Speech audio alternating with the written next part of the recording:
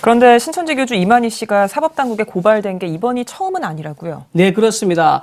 이만희 교주는 과거 신천지 2인자로 불렸던 김남희 씨에게도 고발당해 경찰 수사를 받은 것으로 확인됐습니다. 네. 4일 수사 당국에 따르면 김 씨는 지난해 3월 신천지 자금 횡령 혐의로 이만희를 검찰에 고발했고 경기 가천경찰서에서 1년째 수사를 진행 중입니다. 네. 앞서 전국 신천지 피해자 연대도 2018년 12월에 이만희와 김 씨의 100억 원대 부동산 취득 과정에서 횡령이 의심된다면서 두 사람을 이제 고발했습니다. 예. 전피현은 이제 경기도 가평 신천지 연수원 지난번에 이만희 씨가 기자회견했던 거하고요. 네. 선촌리 이제 별장 그리고 가평군 청평리 그리고 청도군 이만희 고향의 현리리 일대에 토지와 건물 등을 문제로 삼았는데요. 네. 이거는 이제 수사가 진행됐고 이제 검찰에 넘어갔는데 아직 이제 검찰에서 결론은 내리지 않은 상태입니다. 네, 이 코로나19 이 사태를 보면은 신천지의 어떤 그 명단 누락이라든지 일단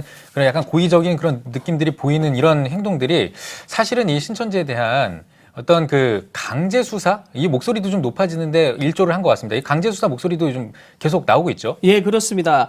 신천지가 신도 명단을 일부러 누락했다는 의혹이 커지면서 신천지 신도들의 출결 상황을 확보하기 위해서 강제적 조치가 반드시 필요한 목소리가 지금 빗발치고 있습니다. 네. 현재 신천지 측에서 지자체에서 제출한 이제 신도 명단을 보면 교육생 등이 상당히 이게 누적된 걸로 확인되었지 않습니까? 예. 전국 신천지 집회 장소와 부설 기관도 지금 상당수 오류가 발견돼서 초기에 방역에 굉장히 어려움이 있었습니다. 네. 대구 시만 보더라도 처음에는 명단을 이제 9,000명 제출했는데 검찰에 이제 고발되고 나서 1914명 그러니까 2,000명 정도 더 냈고요. 시설도 처음에는 22개라고 보고했는데 네. 42개로 추가로 제출했습니다.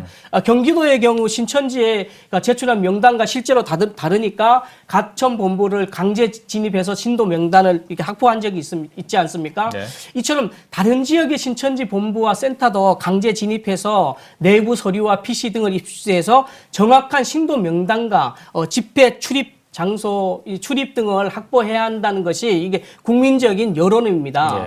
지난달 28일 리얼미터가 전국 18세 이상 성인 501명을 대상으로 이렇게 이제 여론조사를 벌였는데요. 신천지 신도 명단 확보를 위해서 압수수색을 해야 한다는 것에 무려 86.2%가 찬성한다고 나왔습니다. 예, 네. 예.